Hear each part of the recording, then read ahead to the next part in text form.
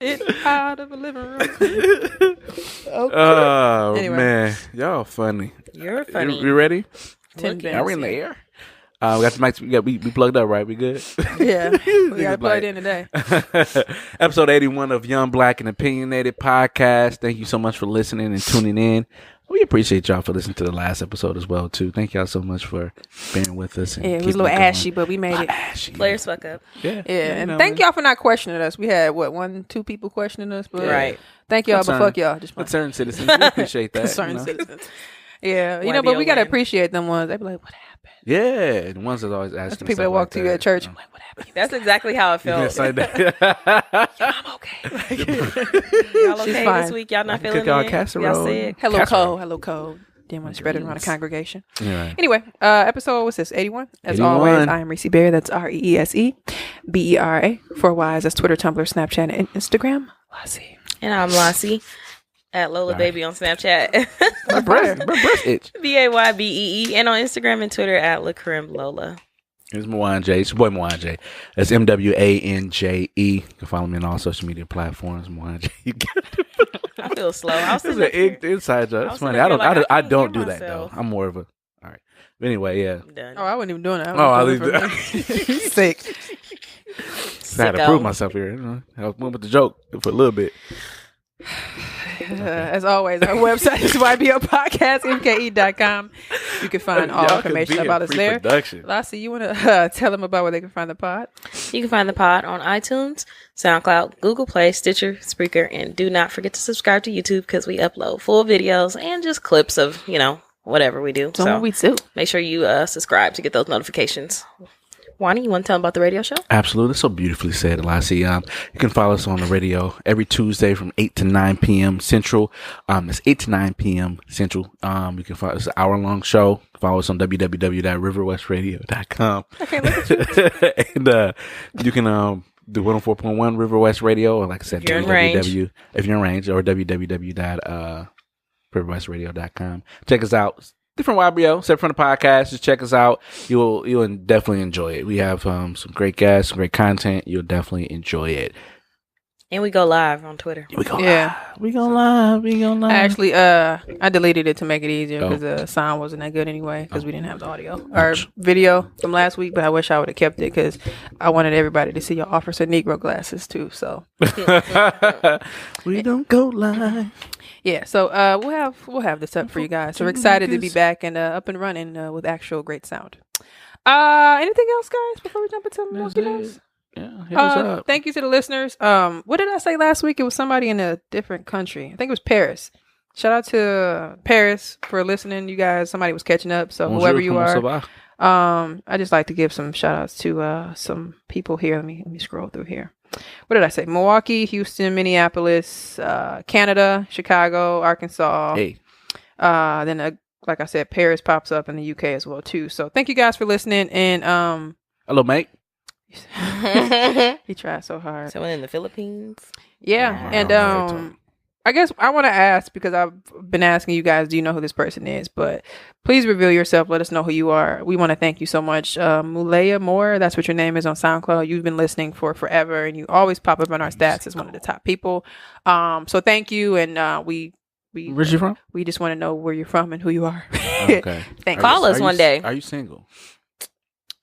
Call us one day She so might we be can the talk person. to you. Yeah, call us. Let us know what you think. Maybe the so person. She might have sent that email. Said, I'm living my best life. I ain't going back and forth with you, Mwanje. Anyway, let's jump into Milwaukee news. Milwaukee news. So I just wanted to give a quick shout out to Janelle Monáe. I got a chance to see her. She's one of my favorite artists. Was it free or It was free. Okay. Well, I knew you had to pay to get the general admission, but Well, you yeah, know. I mean, like her concert. Yeah, but her concert, you can be in the general admission seating, get or front. Okay. or you can go pay to get closer. Man, I've been following her since the beginning of her career, since she did the Arch Android series and all that stuff, man. And she rocked the house. She definitely celebrated. Did she Black. do yoga? Yeah, she did. Yeah, she definitely did that. She was slapping some asses. I'm like, look at Janelle Monáe doing her thing, man. She sounded very great live. Her band was live. The music was live, and the visuals that were there as well too. was awesome, and it's always good. And that's the most I've ever been to Summerfest. I think this year. This is like my you've second been there time. plenty times. Yeah, this is second time. Possibly might be going tonight. I don't know. But yeah, I had a great time. Great time. I saw a couple people there. So shout out to Monty. Monty was working at Summerfest. I didn't even know he was working at Summerfest. No friend of mine? I was like, he was like, hey, what up? He was like, hey, what up, man? I was like, hey, what up? I walked and saw my cousin at the entrance. He was like selling tickets. I'm like, cuz, what you doing out here selling tickets? People already got tickets. And then, and then Tim and one of his friends, Which Tim? Black Tim. Your friend my Tim? Tim, my friend Tim. I'm sorry, Black Oh, Tim. Black. I'm Black. Right. I was like, okay. Yeah, you got somebody at cornball? All the Anywho. Tims are black. Shout out to all Black Tims. And a white The one. shoes? Not the shoes. His sister actually opened up for Janelle Monáe, which is dope. She was cool. she was a background singer for B Free, I think her name is. So she was doing the background for her. So and I'm mad I missed that, and I wanted to check that out. But yeah, it was great. Summerfest. I think it's closing out Sunday. I think, if I'm not mistaken. Today is the weekend. I wanted to check that out, but unfortunately, I had to take care of some other things. So, but yeah, check out Summerfest next year if you get an opportunity. I mean, it's just a week long of events. Very more than actually 2 weeks long of events. Check it out. It's dope. And we had some great artists come through this year. Yeah, even if you're out of state, come through. Yeah, a lot yeah. of people even roll through as well too. It's So the largest music festival in the world. So, and that's in Milwaukee. So check it out. yeah, interesting. Also too, I just wanted to bring up. I know the Bucks Arena is going to be opening soon. I believe August 26th. Hey. And it's crazy because I remember when they announced it, we were like, "Oh, it's going to take forever," and it's pretty cool to see how the development came about. I remember them initially. The traffic on Fond du Lac started to kind of get heavy, and I'm like, oh, that's when I was working in Madison coming home. So, and I remember that lot was just empty. So it's just good to see, it come into fruition. I just came across an article talking about they're going to have Chick-fil-A put in there. Hey. So I was talking to somebody earlier, and they're like, man, they're going to get bank. Yeah. And I just wanted you guys' thoughts for it to be, for me, a restaurant that I really didn't see here until I know they put the one in Brookfield and the one in like Oak Creek or something. I think one even in like Kenosha too. So thoughts on that, guys? Well, I mean, it was here a very long. Remember, Northridge used to have it a long time ago. I mean, as of like recent. Though. But as Northridge, that was years ago. Like yeah, I'm saying, Northridge. you said it hasn't been here. I was like, I barely remember Northridge. Okay. But yeah, y'all remember Northridge? Well, I used to live by there. What's that? YBO Podcast. Who's this? This is Liz. Hi, everybody. Hey, Liz. Hey, Oh my how's God. it going? How y'all doing? I'm good. How are you? I'm good. Tell Liz happy birthday, y'all. Happy Happy birthday. birthday. How was your birthday? Birthday to you. It was great. Happy Awesome. Still on birthday. vacation. How about that? Are you still going? I'm still on vacation. Hey, why don't you take me with us? Are you Nice. back in the States? No. Oh, yes. I'm back in the States. I'm actually at LaGuardia Airport right now. Oh, so you just got kicking it. money. You know what? Money. Liz is sponsoring our first YBO Waiting on the vacation. flight. Claps. Just kidding. Liz, we're talking about the Bucks Arena. They're going to be putting Chick-fil-A inside the arena. How you feel about that? Yes. Liz loves Chick-fil-A. Yes, So- queen. I have to ask because I've only had Chick-fil-A once, and I was in Atlanta, and I only had breakfast. So, what is your favorite thing to get from Chick-fil-A? Chick no pick. Chick no pick. Yep. Chicken sandwich, no pickles. Chicken sandwich with no pickles. Yep. Is that a country southern thing that they put the pickles on there to begin with?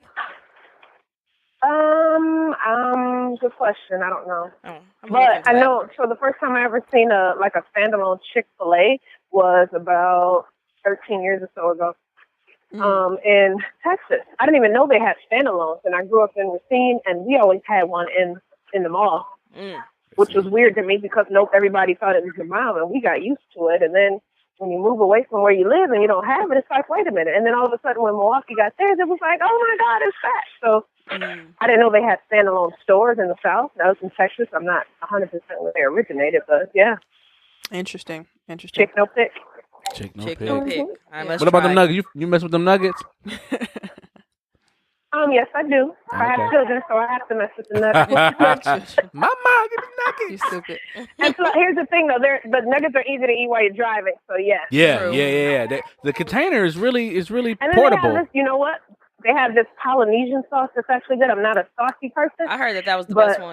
that sauce, yes, it's actually really good. A little too foreign for my taste. Yeah, you're stupid. I've never really been to Chick-fil-A. I think me and Liz went a couple times before too, but I had them. I think when I was in like Florida or something, and I was like, their breakfast is okay. But do they have I saw the little picture with the nugget case, but they had the straw that go through the. No, I think somebody made it up. That would be clever because it would be very accessible. But anyway, Liz, we thank you so much for calling, and again from YBO, we like to wish you a happy 27th birthday. You're the same age as Mwanje. Thank you. With 4 beautiful children. Yep. So you have a safe flight, and call us when you get back. Huh? I said, call us when you get back. Say hi. Oh, It was a joke. Bye, you Liz. said when I get back? It was a joke, Liz. Bye. Oh, okay. Okay, bye. Here and get She I'll whoop his ass. Come on, that stupid ass. That what she say for real? No. No, okay. Liz don't cuss. Oh, she don't? Oh, great. She'll say hell sometimes. That's Oh, funny. okay. One time she said the B word. It was so funny. Whoa. I was like, Liz. I figured she'd be like, I think we're on like number 10 with that. So. Anyway, she said, huh? Like, it's a joke. But yeah, shout out to Liz for calling in on her way back to the MKE. No label on this lotion. Shout out to you. I bought the bottle from Walmart. Is that the bottle that you put it in? Yeah, damn. You say who doesn't travel? Defended her. It's a joke. Right. So he put the whole thing in his damn suitcase. First of all, you have sand on your legs. His Still. girlfriend be like, what a fucking lotion. Oh, I took it to Atlanta. Anyway, As soon as she get the shower, this ain't shampoo, this lotion. right. Got nair So on. stupid. I have a ball patch on Ain't coochie here. shit. Anyway, You know what? Say, damn, about time you got waxed now. Ah! I'm like, your ass was still down there. Anyway, All right. ask YBO. All right. So we didn't get a chance to post it this week. Sorry, guys. But if you still like to answer, let us know. Write it in our group, YBO Podcast. The question of the week was from TS. It says, eliminate one, The Cosby Show or Martin? Wanda, you have the thickest. Martin gotta go. Only because, think logically speaking, without the Cosby Show, it wouldn't be a Martin show. Because Cosby, Yeah, don't be that guy. no, not being that guy. I'm just being honest. He introduced like I think wasn't Tisha Campbell on the Cosby Show? I believe she did like a brief appearance. She wasn't like a main She's on a star. different world. I know that for sure. Yeah, so She's like the one without the with Cosby Alias. Show, it wouldn't be the different world, and it wouldn't be the other shows that came out because towards the end of the Cosby Show. Towards the end of the Cosby Show, it got more centered around hip hop. It got kind of like we had Maxine from Living Color. I can't think of her name. Not Living Color, from Living Single, was on the show, and it kind of got a little bit more urban. Yeah, Erica. It did, but at one point, A Different World ended up being number 1, and then Cosby was number 2 when it went out. But I think Martin ended up knocking A Different World out too. So right, which makes sense. Yeah, that's what I'm saying. That's something that's interesting if you look at the path of it. So that's the only reason why I say that, because then if the Cosby Show, so you're going by just. Yeah, just logical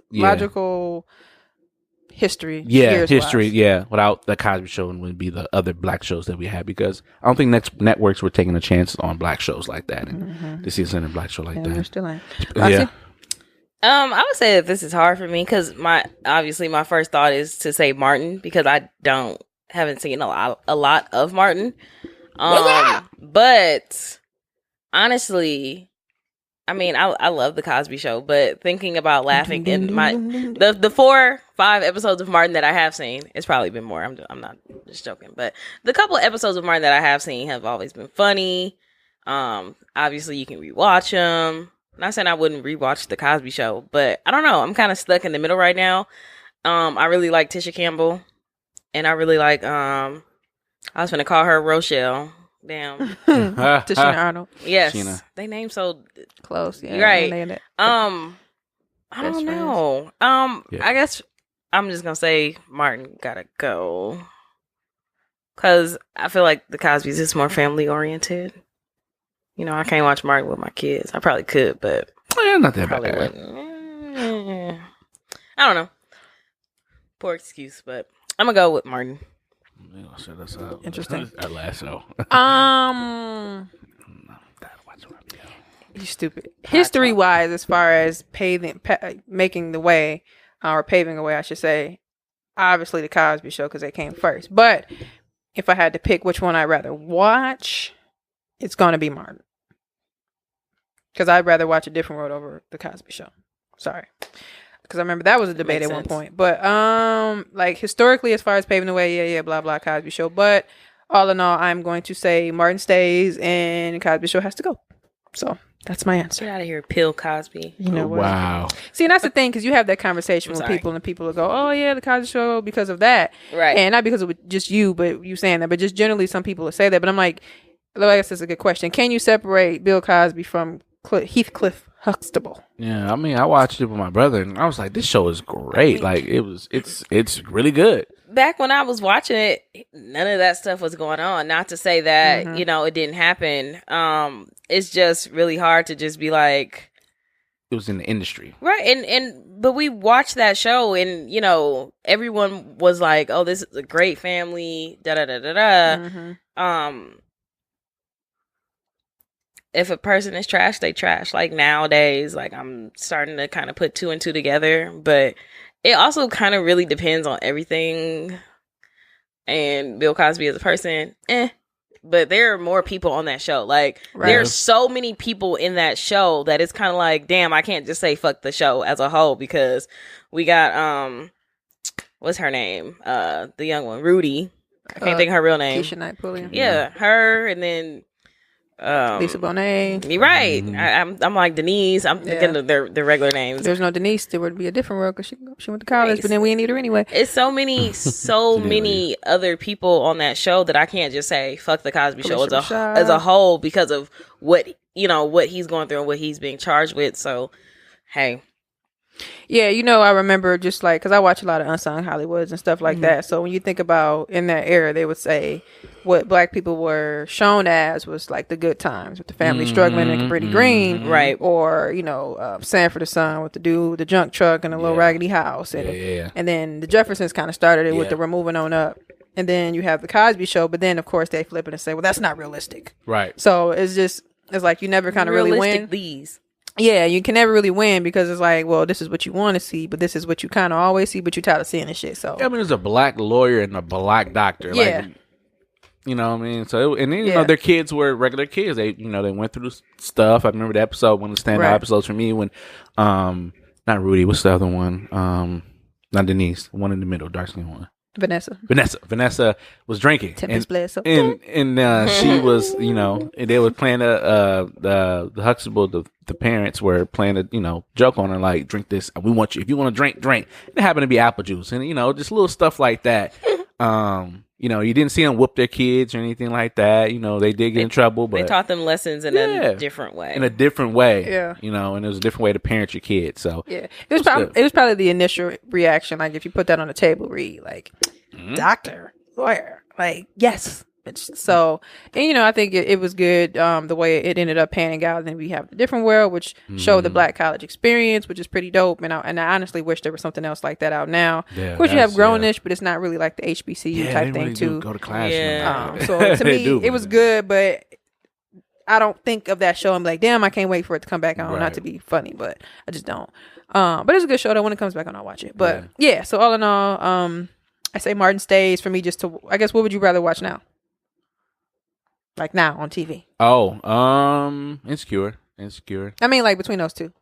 Oh, between those two. Oh, right now. I've had if Martin coming on BET and Cosby coming on TV One, which one you watching? I'm probably watching Martin. It depends on what Martin episode it is. But I'll probably watch Martin. It's funny because I used to always watch, because Martin wasn't really showing. Martin didn't have reruns back then when we were kids, so it was hard to find Martin on TV. So when BET started airing it, because I would never forget when BET started airing Moesha, or was it TV One? It was like Thanksgiving, one of them years when I was in college, and the whole Twitter was talking about that shit because you couldn't find it on TV. I used to watch clips from YouTube, and I think I had this tape with the shit that I used to record when I used to come on UPN.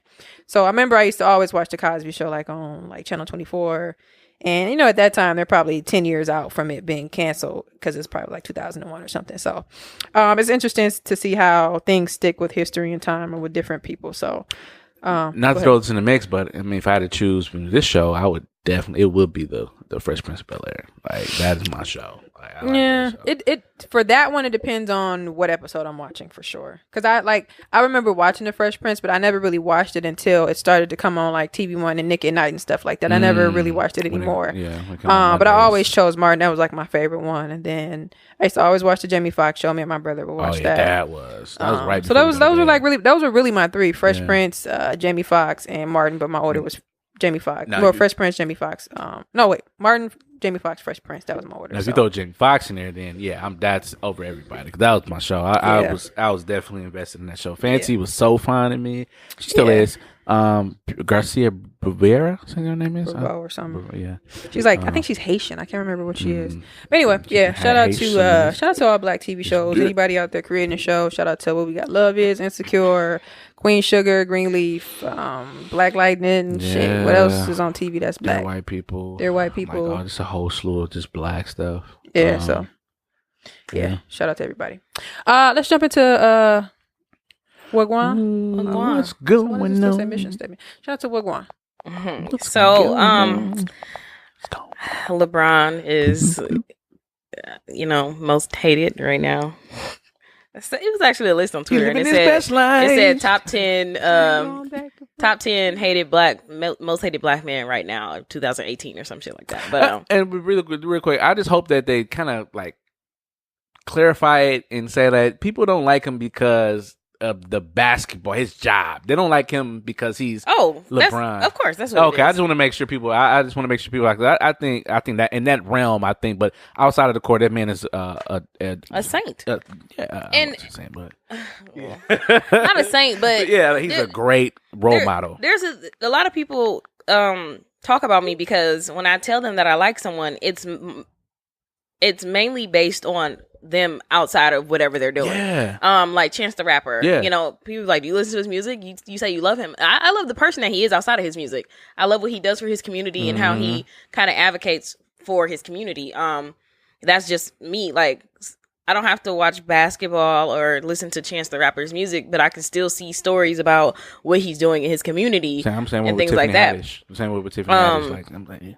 But speaking of LeBron is opening a school in Akron, Ohio. It's called the I Promise School.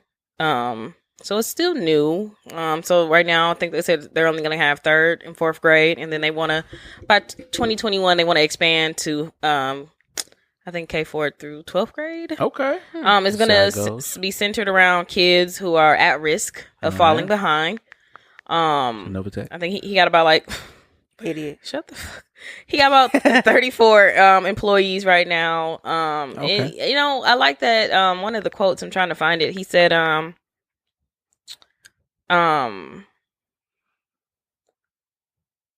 we go. I walked those streets and it was just like, there's no way I'm going to be able to get out of this situation. I just thought about that every day. I had dreams and I had mentors, and they allowed my dreams to become who I am today. People can talk about everything else besides that, but they can never take away what I'm able to do for my hometown and people all around the world. That's what means to me more than That's what means to me more than anything. I don't know. I'm just reading it. The basketball thing, I love it and I enjoy it, but to give back and open up a school, that's something that will last beyond my years, which is true. The video that I seen about it, like they're gonna have soccer, robotics. They're just gonna have, it sounds like a really, really good thing. And I already seen people trying to downplay it, talking about something. Hope you know that public schools are government funded, blah blah blah. Who you don't know what he put into this, so shut up. But he probably put money into the books and robotics and the programs itself. Who knows? And it seemed really cool. They're gonna have like little not work camps, but like a Friday like get together where everyone comes together and kind of like a pep rally every Friday type thing. But yeah, what do y'all think about that? I want to propose a question to you guys. I just randomly thought of this. Do y'all think schools need, like school in general, public school, whatever, needs like a revamping? Yes. of like how it should be done, because you think about like Milwaukee, just generally how they say schools are failing, and not even just Milwaukee, just different cities, you hear that stuff. So they're creating this charter school thing that's kind of and then I'm sending my kids to private school, which has kind of always been the same from what I know. So like, do y'all think the whole school things need revamping? Because people even talk about homeschooling their kids, and for me, I've never seen people talk about how bad schooling is. I guess I'm only 26, but in this era, it seems very bad with people like schooling is terrible. We losing money. So yeah. Well, from my industry I work in, I have vendors come in. We have meetings, and just the simple way the classroom is set up now, it is completely different from when we went to school. Like kids can either sit up, stand. They can sit up. They can stand up during class, or they can sit down. They get these rocking chairs. They can rock back and forth. Different like options for desks and stuff like right, that. but it's more so of a more like we teach whatever you want to learn, like type of thing. So it's kind of more like it's very collaborative, and it's kind of free form. It's kind of like one day the classroom will be set a certain way, and then the next day it's like, because with us, the only options we had, either we all get the little, all sit behind each other in like little rows, or if the teacher's creative, they do the little square thing, and whatever. But now it's just completely different, and I think moving forward, I think that's what they're allowing the kids to do, is let them learn at their own pace, because children learn differently, and just this day and age with technology and things like that, it's just you have to move in a different direction, because I don't think the way we were taught is how the kids under us and our kids are going to be taught, whether it is still at home school or whether it's in a public forum. It has to change. Period. It has to change, because kids do not learn the way we. What would you suggest as a change? Just I think getting moving. Like, okay, say for instance, my little sister, she's going to middle school, and Aww. Dang, I remember she was like 5. Right, she's going to middle school, but when she was in elementary school, they each got a laptop, and they all got a Chromebook, and they do typing lessons. They get their homework on there, and this, that, and the other. And it's like, you have to bring the Chromebook home. I don't know if she got the chance to bring the Chromebook home. I never seen it, but like they would have to, do things, or Moff that right. Yeah, he said the same thing. Like, he would deliver the homework assignments on this, that, and the other, and I kind of spilled some of the tea of how like the grading systems and stuff working like that, which is wow. But I think moving forward, just with the technology, you just have to be there, because in the future, the technology realm, the world is going to take over. And so you're for the advancement of technology within the school, right? And teach your kids to like do coding and stuff like that, because that is going to be huge. If it's not huge already, it's going to be big. Getting there. I seen not to cut you off, because I'm gonna let you go next, but real quick, I was watching Shark Tank, and I seen I think I was watching it when I was getting my hair braided at the salon, and they had this lady come on there, and her idea was to she had like these dolls, and they were on like the little, what do you call that thing, the shit that Shaq the first person I remember seeing on it was Shaq on like MTV Cribs, the shit the mall cops be on. Segway, Miami Beach shit.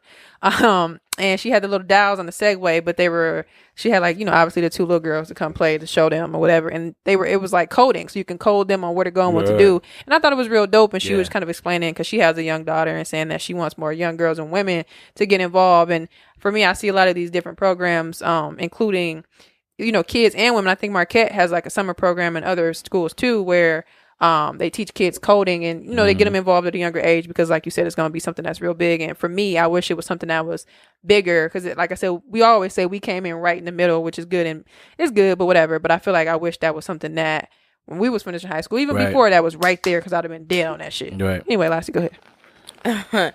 I do think that it does need to be changed, because like we've said about many things that we've talked about that needs to be changed. At some point, you have to revamp things. What worked in 1900 is not going to work in 2000. I'm just saying. Old ass desks. I mean, you got to think about, what's around you and what you have. Like we do have all this new technology. There are new jobs that, we should be teaching kids and things like that. And honestly, a lot of these kids are not interested in what's going on in front of them. I'm not saying you got to make it fun, because school wasn't fun for nobody, but we did our work. We did our work. We graduated and everything like that. These kids are skipping school, doing whatever the case may be. Hot Atlanta. Okay. Truant. YBO Podcast. Who's this? Hello, how you doing? My name's Surfer Gold. I was calling to see what the topic of today is. What's your name again? Surfer. Oh, Surfer. Hey, Surfer. How are you? Surfer Gold. Surfer Gold. I'm sorry. How are you? I'm doing well. Okay, we're talking about. How you doing? I'm good. We're talking. Lassie proposed a topic about LeBron James opening up a school in Akron, Ohio. And you talked about the technology and things that it'll include. So one of the questions that we had was, do you think like the way that school is set up, should it be revamped? Because we're from Milwaukee, and we see a lot of different schools going through things as far as being unsuccessful and kids not really graduating and things like that. So we just wanted to know your thoughts on the process of schooling and whether or not it should be changed or keep it the same. Oh yeah, I definitely think it should be changed. From a perspective of starting maybe from like nature and understanding your character and your characteristics emotionally, psychologically, mentally, first, and figuring out what's your strong points as a human being first, and then being placed into a particular situation that will activate and exploit those things first, so you can gain confidence on different levels. This is interacting in a perspective where you're not good at, and we've been trained in this world to figure that we got to go towards what we're not good at in order to prove that somehow we're good enough, instead of just accepting what we are and then expound on that. So then that creates. Therefore, it's not. I feel like therefore it's not going to be that much competition.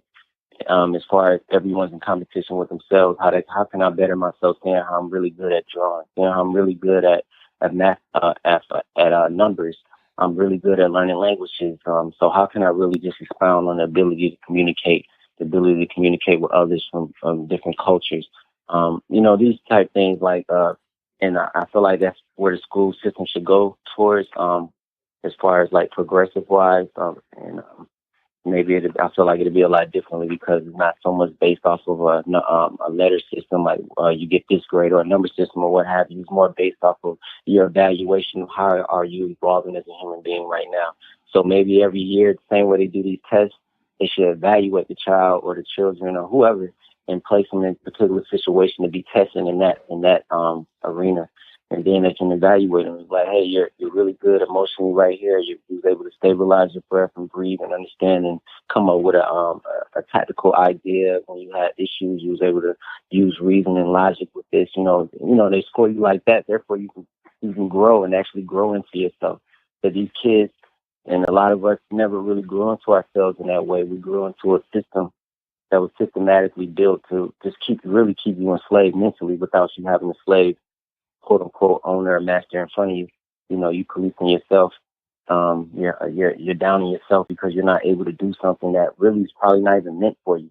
But because we're in a situation where you got to do things that's not your purpose in order for you to be fulfilled in this reality. Then you got all these kids nowadays are so emotionally weak that anything that goes wrong, they're ready to kill themselves. And it seems okay for them because it's just easier to cop out, because nobody is sitting around trying to help them get involved in what they're good at, right, and show them that everything you want can come to you still, even if you just do this or many things. You don't have to be like the next person in order to be successful.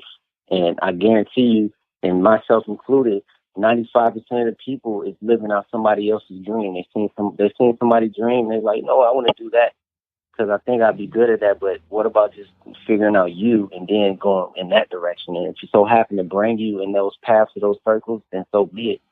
But it's like, don't be motivated off another man's success or another woman's success. That's what they promote nowadays. Be motivated off somebody else's shit. So therefore, they give us all these media platforms to watch all these different things over and over and over, and it bleeds down into relationships, family homes. The woman might be watching these things over and over. She comes back to her man and be like, why you not like this? You know what I'm saying? And it just deters us from us being ourselves and figuring out like, yo, if I be myself, then I might actually have a lot of gifts to give to the world. Mm-hmm. But meanwhile, I'm being held down because somebody is constantly telling me, hey, you need to go do this in order for you to do this and do that. And it's like, that's not always the case in different countries. And there's people that's super successful, very respected in their communities, and they're a gardener. and but they're respected there a as a gardener? high level gardener. Like their genes gardener. is just as great as a person, some kid that's 16 years old that Right. was able to mimic something they seen on TV. So Yeah, that's how I feel. brother Gold, that's really good, man. That's a damn good answer. That's a great answer. And it just so to clarify, the people put it all together, you think that we should all attack the school system behaviorally, where, you know, like you said, Get to know, so kids can get to know who they are. right, if they take a test or in their field, and you can, you know, level their breathing, their stress level, to kind of see how well they do in those circumstances, and if they are calm and collected, then that might be what they, you know, are born to do, or what they want to do. Of course, I mean, all the movies that come out, the movies they come out with nowadays, they're supposed to be like some futuristic type thing. They always show that same platform. Yeah. The kids actually growing into what their skills are. This kid is good at that. She can fly. So to put her in flight school, she has the ability to understand geometry very well. So, you know what I'm saying? Put them in buildings, architecture, things of that nature. So it's like we don't have no grown-up elders taking the time out to evaluate children nowadays, to be like, hey, man, you're a handsome young man, but that doesn't mean you need to be a model. That means you need to go do this, that, and the third. Like, quit exploiting just our looks as if that's all we have. But then when it goes away, like I said, killing themselves, drugs, just engulfing in more pain or things that take you away from the pain. And it's like, man, that's just superficial. So, well, thank you so much, Mr. Gold. Surfer Gold, we truly appreciate you calling in and giving us that insight, man. That was dope. You know what, Surfer Gold, I just thought about it too. I was just telling my co-host about you and Lydia. You guys reached out to me about the Fruition Project, so I'm actually going to get back to you guys soon, because I really want to do an episode with you guys. And thank you for calling, because that was a really good answer. So we appreciate it. No problem. Thank you for listening. No problem. All right, stay royal, King. Bye. You stupid. Stay royal. Stay royal, King. I'm not trying to be funny, because his answer was great, but at some points I was like, damn, he sound like Tariq. Tariq Power? Oh, you just mean his voice. Oh. His voice. Power. Y'all dumped him up. About how he sound, guys. That was a really, really good answer. Yeah. Oh my God, like next topic. No follow up. No, just kidding. No, right, because that was a damn good. That was really good. You know what's interesting? I think generally when you say, what do we do about the school thing, we're used to one thing because of how we grew up, and then you just add the technology and be like, it needs to be this way. Yeah. But that's a really good answer, because sometimes we don't think about the emotional aspect of, let's try this and then see if you like it. Because I think generally it's easy for people, whoever creates the school system and writes the bills and shit like that, to say, let's do a unison thing so we can get this shit moving, versus let's focus on this kid. What do you want? What do you like to do? And which is why people probably want to homeschool their kids or put them in private schools or smaller classes, you know, so that you can focus on that personal kid. So and like I said, there wasn't a class in high school, elementary school, would kind of introduce you to the different fields that are out there. I mean, there's so many things. Yeah, like you said, a gardener, like in other countries, a gardener is well respected because they, you know, it's a craft to them, and it's a craft. But it is here too. It's interesting because I see some people bringing in bank with like lawn care absolutely, and shit like that. But nobody says grow up to be a gardener. You know, what I mean? Nobody said that. And it's not. That's true. It's not displayed and stuff like that. Right. I seen it's funny that you said it. I was just talking about Shark Tank. Somebody came with an idea of like a electronic mower or whatever, but nobody wanted to pick it up because it cost too much, because it was beneficial in Europe. A lot of people had it, but over here they had questions like who's gonna pay, and they wanted like $1 million type budget and shit. Right. So they were, they walked away. You know how they walk away, a little salty, but they're like, you're gonna see it soon. You probably will, because like they said the shit, it could tell you when it to stop, when to go back, and it was pretty cool, but I think it was just too expensive. I think I might have seen that on Facebook or something. Yeah, and I guess it was just too expensive for anybody to want to put their investment into. So quite interesting. Thank you again, Mr. Surfer Gold, for your answer. And Brother Gold. Yeah, that should be a fun episode. So interesting. Well, so I also been seeing on Twitter, there has been an ongoing debate about unpaid internships. So first thoughts about those. Would you do an unpaid internship? Yeah, if it's in an arena that I know I can grow in, and you got to get your feet wet somehow. So if it's something I want to do, I want to learn. Yeah. I mean, Charlamagne said, sometimes there's some things that aren't, attached to a paycheck. And my only caveat is that, allow me to still make some money somewhere else, in enough time and enough fashion, because I got to live, you know what I mean? But yeah, sometimes I still think it's available. It should be available. Okay. So I just want to read, a couple tweets that I did see, and I was like, okay, I really like these.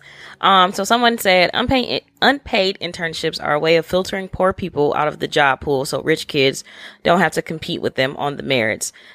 So what do y'all think about that? Do you think it's a rich poor thing, or do you think it's just like a I think generally it's the process of what you go through because of kind of like school and how society sets it up. I even seen when I went to Mount Mary, one of my professors, and she was a black woman. She, I think at that time she was getting her PhD at Marquette, but she started a, what do you call that? Like a, group home in her parents' old home because she bought a new house. Her mom moved with her. Her dad passed, and it was like in the Sherman Park area. So she used the home as a group home, and obviously you make the money for having a girl. They get like food stamps and state assistance. And she was like, I don't have to pay the workers because they're all interns.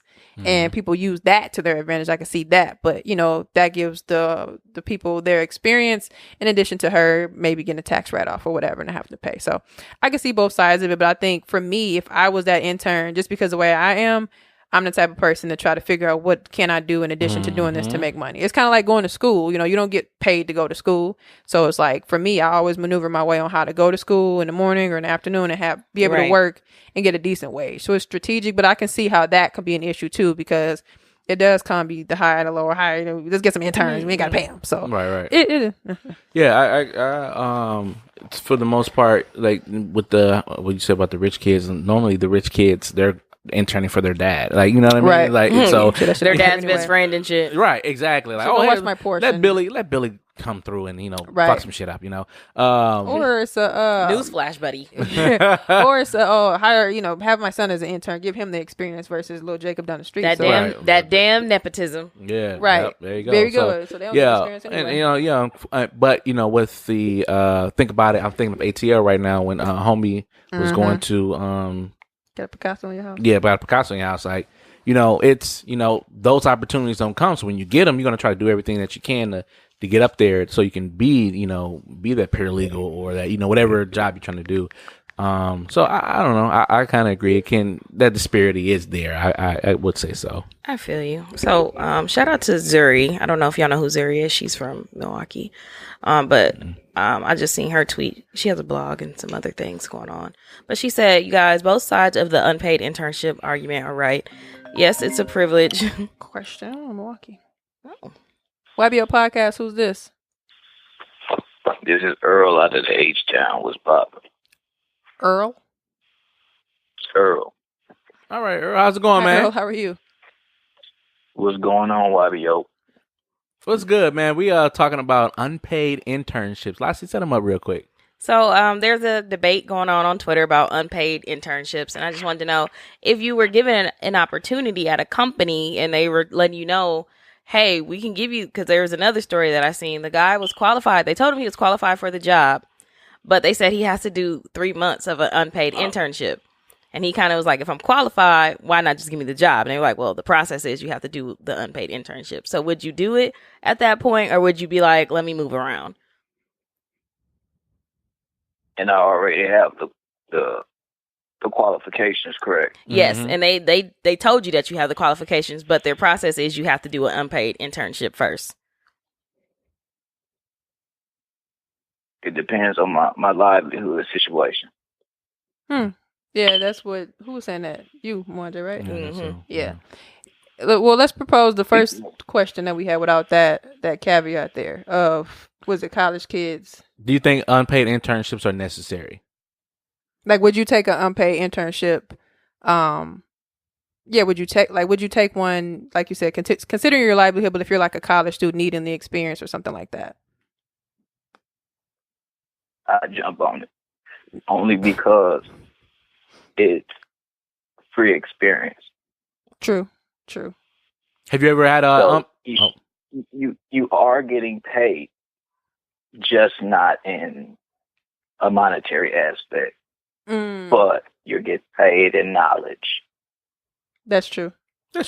Very true. That's true. And experience. Have you ever did an unpaid internships, or have you experienced one yourself? Yes, I have. Okay. And how was that? Did that help you in the long run? It does help you in the long run. and you never know how it'll help you in the future. And sometimes it's situations where you don't expect, and it has nothing to do with, you know, the job in itself or whatever you got your experience in. It's just certain things that you pick up. They stick with you. True. So you can apply it to a plethora of things, you know, depending on how you decide to look at what's in front of you.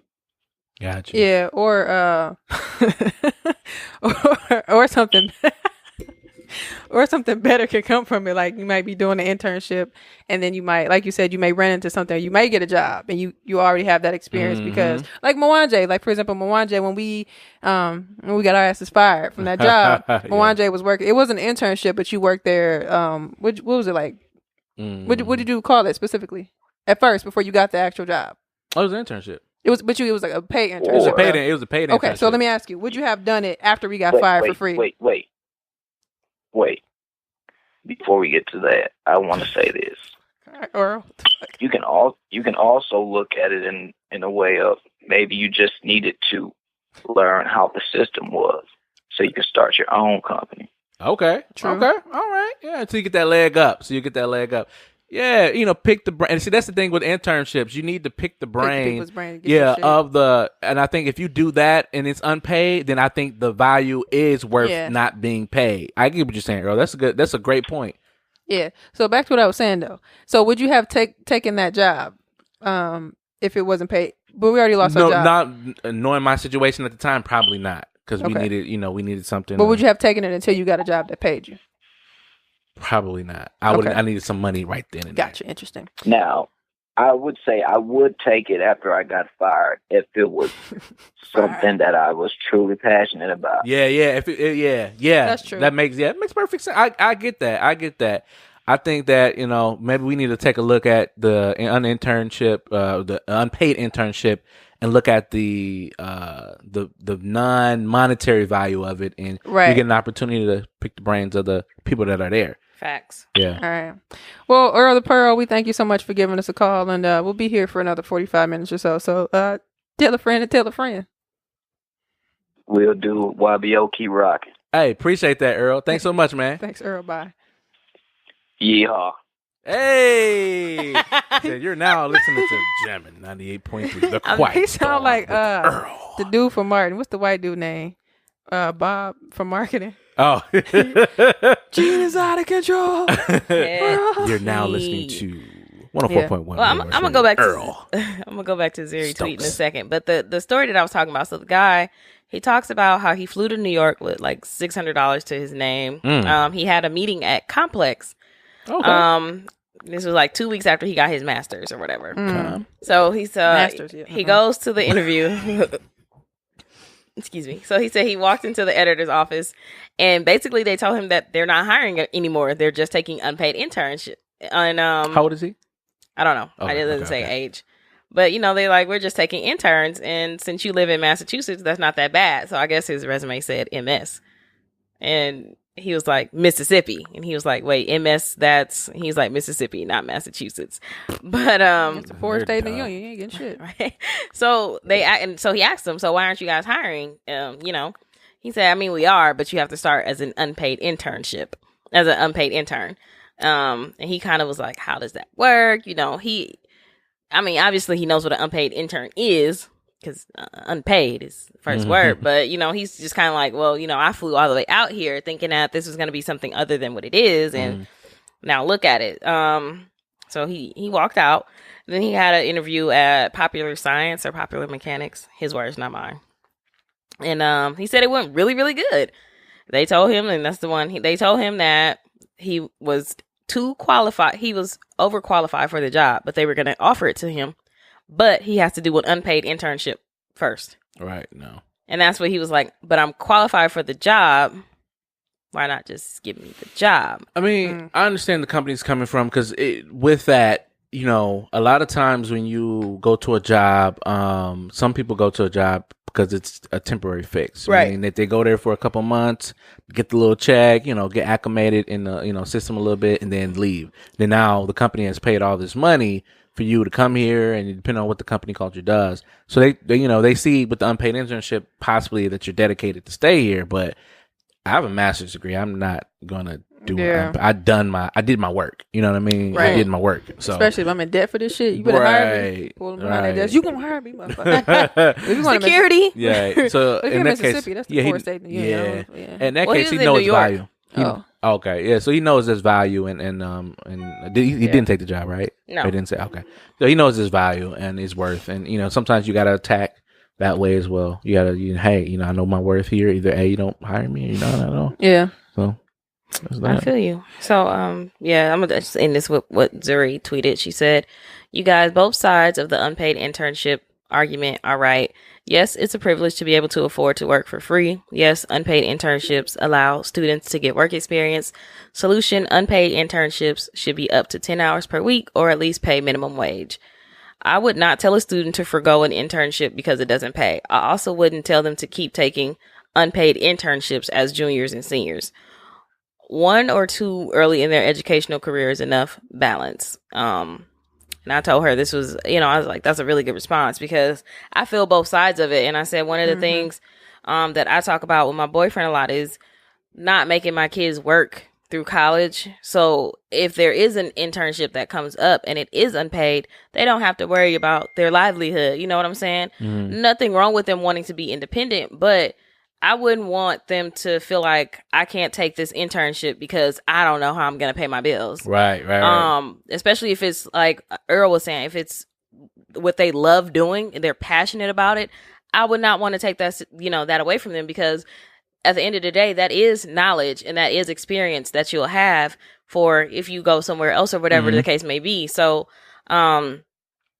just like we were talking about with the school system, it could be somewhat of a balance, somewhat of a compromise with this unpaid internship. You know, maybe they only do so many hours a week at the company. But if you have someone there full time, that's just not, to me, that's just not fair to not pay them. I don't think that that's fair. And I think on those episode with Charlamagne, he had his Young Gunners on that episode, and they were talking about that, and they were from people in their 90s, and I think Ivy was one of them. I can't think of the other gentleman's name, but he was just saying the same exact thing. Like if you're paying, these companies are paying, are requiring students or people to do a full-time job, 40 hours a week, and it's like no money. It's like, wait a minute. And that's illegal because, you know, with the employment law, you have to pay, you know, you have to pay somebody that money if you're working at it, because it's like, I think not child labor laws, but certain labor laws that they're violating. So, but and like you said, 40 hours a week doing this unpaid internship. I'm still in school, you know, or I still could be in school and things like that. Like, no. Get my lawyer. Like, no, like, first of all, I still need to work, probably. But I thought that was interesting because I didn't know that you had an internship with your job. That's interesting. Yep, that's how I started off. Actually, I was intern twice. I started off an intern. First, I was doing, I wasn't on the phones or anything like that, but I was actually on their website and chatting with people. No, I was looking at products that had like 1 or 2 stars and contacting customers that bought the product but didn't write a review and kind of get their feedback. And then, hey, if you do like this product, go on, write a review. And then after that ended, I came back. Calls? Yuck. It wasn't bad because you were calling businesses, so it wasn't like you were calling residential. Regular people. Yeah, like what you calling me? No, it was residential, so I'm calling during business hours and stuff and it's stuff that they bought, so it wasn't like, you know, I was like scamming them or anything like that. They had some type of interaction with our company. Then I came back again as an intern, as an outbound sales rep, customer service rep, and I was helping out during that process, and then that's when I got eventually hired. The funniest shit is when, like I was saying, we got our asses fired, and I remember that nigga was walking out the door like, I think it was the same day you turned it down. I think it was the same exact day, and we got fired that same day. He's like, I gotta call him back. You did. It was the same day because we literally got fired that day, and you was like, I gotta call him back, and that's how you was able to call him back so quick. And you was like, I think I talked to you the next day, and you was like, yeah, they said, oh yeah, you can come back, or you can do it, cool. So Because remember, he was like, look at how God works. But anyway, interesting topic. Thank you guys for calling in and tuning in. And then the last person, too. And Earl and Surfer Gold. So shout out to you guys. And shout out for the love.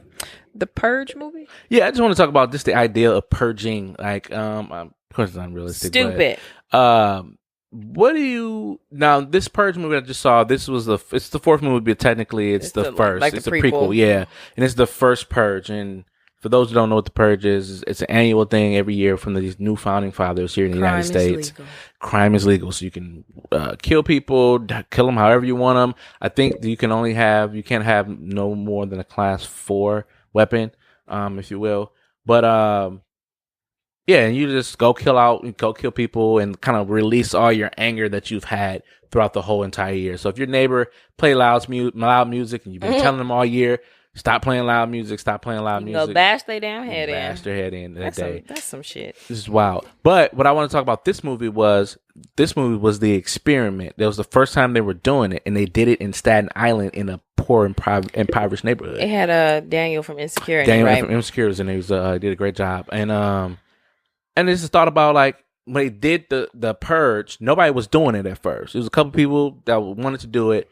Then the government said, we need to get our numbers up because we want this program to happen. So they started hiring mercenaries from out of the country to come in and like boost up the purging.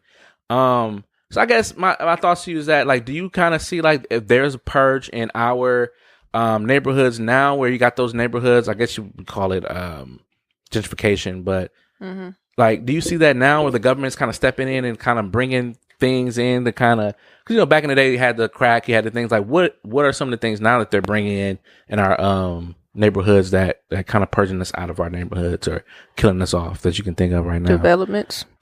Just developments. They're bringing the developments in, and then I think what's interesting is at one point they put certain developments in, like the Cabrini Green or like the park lines and shit like that. Stuff like that where they put you in one area, and then now it's like, because think about it like this, like downtown they're building the new Bucks Arena, which is like 30 steps away from what's the project down there? Hillside, right there. Like, is that really going to exist right there when they finish all this shit? So they're probably going to move, like we always talk about, move people out the Brown Deer or some shit like that. Other than that, I can't really think of nothing besides, probably guns. I heard that in Chicago, one of the theories was they throw guns in alleys and shit like that. And really? Yeah, it was something I seen when one of the incidents in Chicago happened. The theory was, or what I heard was, that they'll throw guns, like literally, or leave them in a car or some shit, and somebody would go in and take the guns out and shit, and just like that stuff kind of like that 13th documentary type shit, where it's like, they'll do certain things that, even like I remember I talked about episodes ago about the drug wars documentary that was on the History Channel, which was very good, and it started from the way beginning to where we are now, and it got to a point where they talked about some things. It's crazy how things tie up in terms of the crack epidemic, and how black men and people of color get prison time for the same things that white men do. Not to get off topic, but it was crazy that you brought this up, because I was watching I think on Hulu. I think it came on ABC last year, but I missed it, and I happened to be browsing Hulu and saw it. The story about the Watergate scandal. And I don't know if you guys know what that is. Yeah. But basically, it was when President Nixon was in the early 70s. About, when you young, I never knew nothing about it. I thought it had something to do with water. It was shit like Flint or some shit. But the Watergate thing was actually, the Watergate is the name of the damn building that it was. Like, oh, that's private, Lord Jesus. I'll get back to what I'm saying. We can ask your question. YBO Podcast, who's this? Hello? Hello. Oh. Well, then they hung up. They called private anyway. It was Trump. Who was this? Watergate. Turn that shit off. But no, down now. Yeah. So the idea was that it was the building that they were actually in. So I guess the Republicans people were trying to go into where it was a Democratic convention was, and bug them and steal stuff and fuck shit up, basically. Political ass cheating shit. But the motherfuckers got caught up.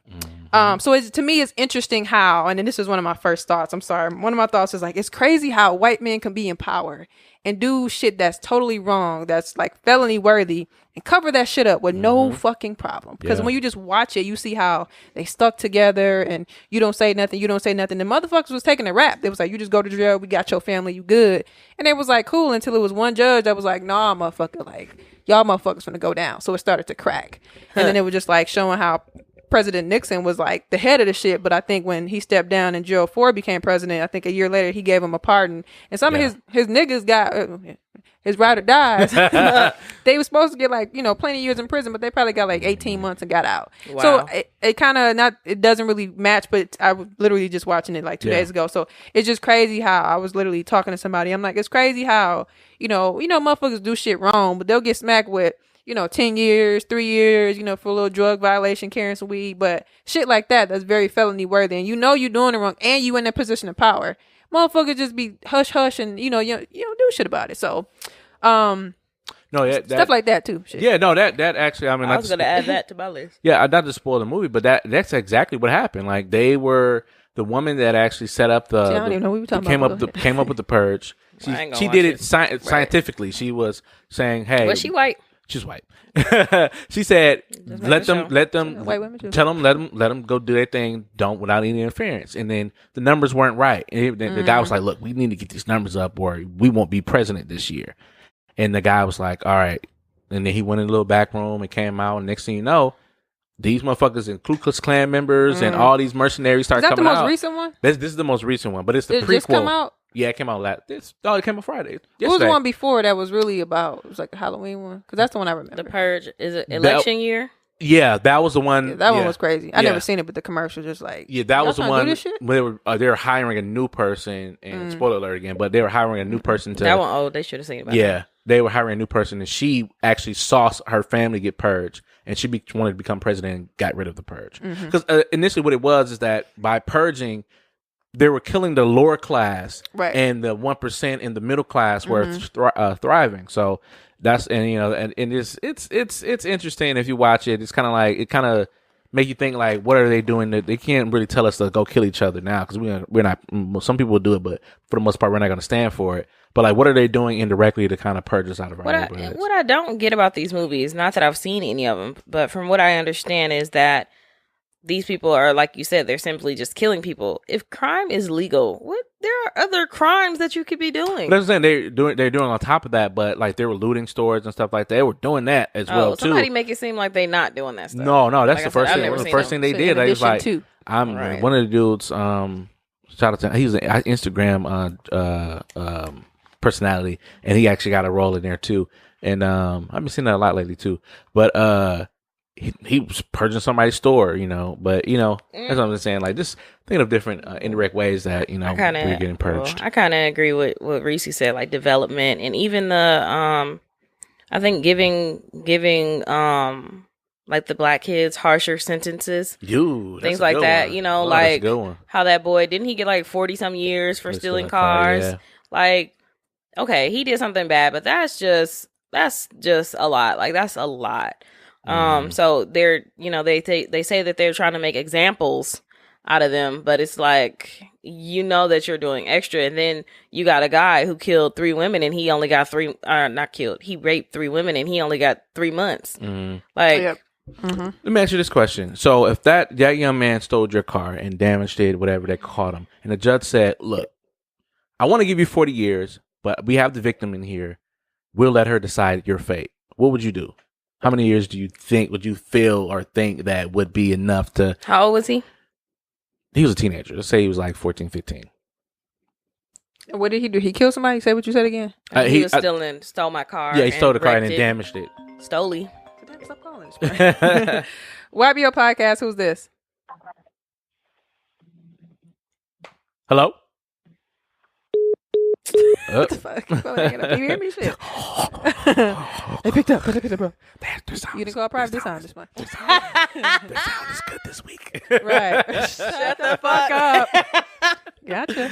Anyway, I'm done. I don't know because you know what? Off topic, on topic. I had just recently seen one of the newer episodes of Law and Order SVU, and what happened was a little black boy. Him and his friends were messing with a transgender girl, and you know she was minding her own business, taking pictures in the park, and he ended up pushing her off the bridge, and she was hurt, and then she ended up dying because of something that happened with her lungs, or no, one of her leg being broke or something, but whatever. So, you know, he apologized right before she died, and the parents were kind of like, well, you know, he seems very compassionate and he seems, very remorseful. So, you know, and our daughter wouldn't want things like this to happen. You know, our daughter was about love and peace, and, you know, he did apologize to her. So we don't want two lives taken away because, you know, of this incident. But the judge was like, fuck that. The judge gave him 7 years. Even though the father stood there and was like, I don't want this to happen to him. But the judge was like, still. And they gave him a hate crime. But it was a really good episode. But honestly, I don't know. At the end of the day, a car can be replaced. I know that cars are expensive. I know that a lot goes into getting a car, whether you're paying a car note or whether your car is paid off, all of that. And I understand that. But at the same time, I kind of feel like what is putting them in jail going to do? In a sense, not saying I wouldn't. Right. Take your little ass to juvie and learn something. But so would you alternative punishment like community service or, you know, so you got to watch cars for a year? More than that. I hate that shit. I hate cars. I want to take the bus. Right. You know what? I don't think that's a good one either because they still gonna do it. I was gonna say they can't get their driver's license until they 25, but they still gonna drive cars with or without it, so it really don't matter. I honestly don't know. I'd have to be in that situation and just see what I'm feeling at the moment. Right. Do you think, like, okay, I don't know if we talked about this before, and I think it was on My Wife and Kids, where Claire did something, and what's his name, Mr. Kyle, they put you on punishment, and that's that. He's like, I'm not even gonna put you on punishment. I'm just gonna let you know that I'm very disappointed in you. And I think it was on Blackish too. We did talk about that. So do you think that type of punishment where people genuinely feel guilty about what they did because of just the act of disappointment is better than throwing a motherfucker in jail? Does that depend on age, or is that something that I think it depends on the person? Because like this kid, I felt for him because at first I was like, you know, I'm very big on advocating for the LGBT community. You know, I try to teach people, I try to educate people on proper terms and pronouns and things like that. So I was upset too because I'm like, you know, my young black children, men, you know, we got to do better, you know, just because you see something that you don't know. And even one of the guys in the court was like, he's never been around a transgender. He doesn't know how to act. That does not does not excuse him pushing this girl off the bridge, regardless. But I think it depends on the kid and the age. It's like,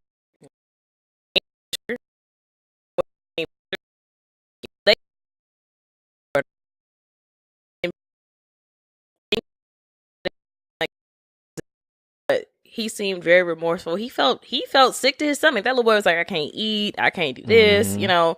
I genuinely, on my side of the TV, felt bad because I'm like, damn, like, what would I do if I was his parent? What would I do if I was the girl's parent? You know? Yeah. It's kind of... But you know what's interesting? I've been in a situation like this, not like that, but remember when I told you guys, damn, I can't believe it was like 4 years ago, when the young dude shot at my dad's house. Same thing. He was about my age, and you had to go to court for that, right? Yeah, I had to be a witness.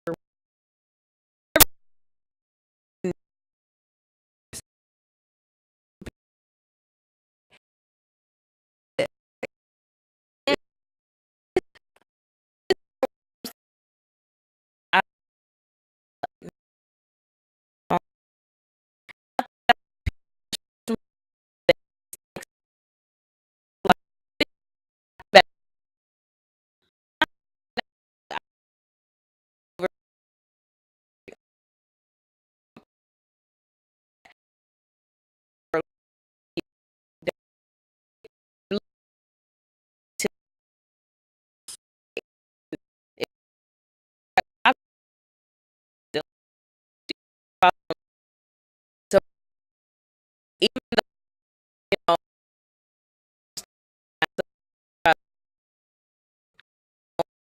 okay, it's only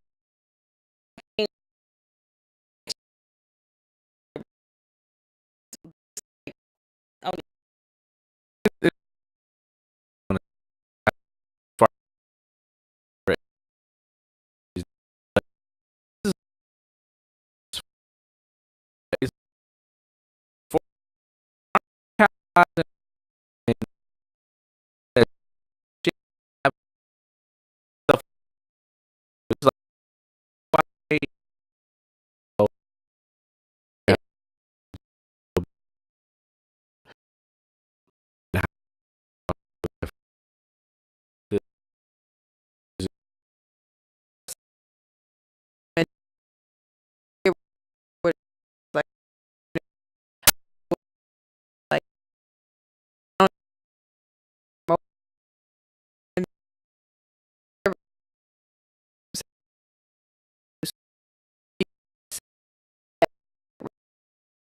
like you know her song kind of, but I,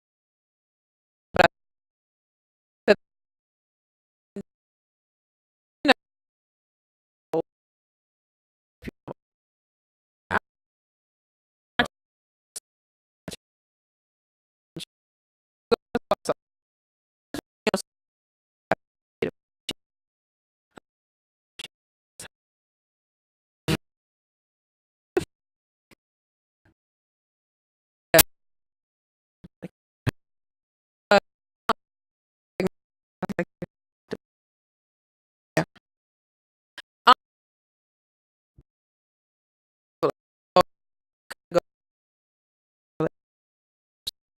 yeah.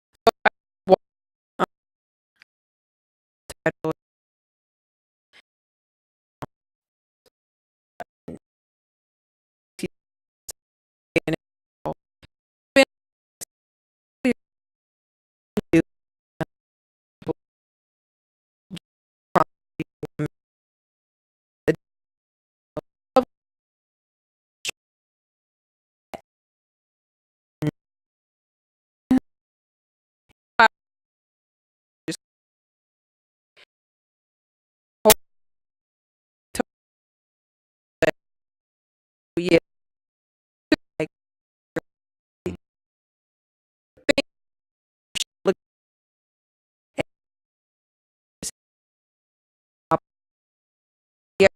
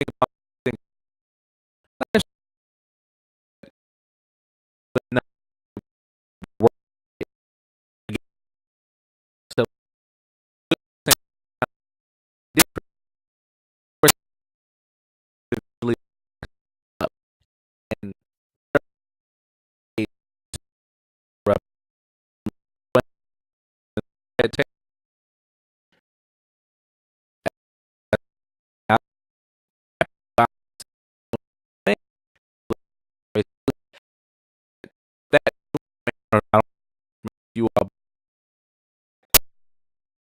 what's your thing?